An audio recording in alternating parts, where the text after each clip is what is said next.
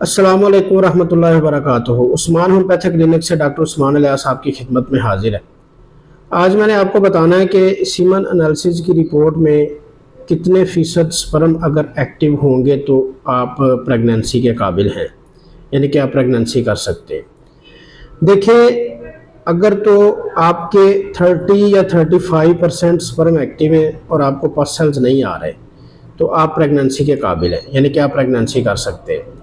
लेकिन अगर आपको साथ में पस सेल्स आ रहे हैं तो फिर अगर आपके 70% 80% स्पर्म भी एक्टिव है तो फिर भी आप प्रेगनेंसी नहीं कर सकते।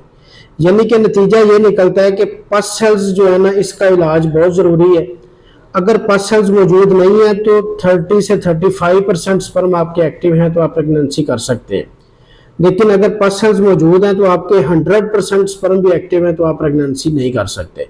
इसलिए अगर आपको पस आ रही है तो आपने पहले पस का ट्रीटमेंट करवाना है, ठीक है। तो जैसे पस कवर होनी है तो इंशाल्लाह आपके जो स्पर्म है वो बेहतर हो जाने हैं। अस्सलाम वालेकुम व रहमतुल्लाहि व बरकातुहू।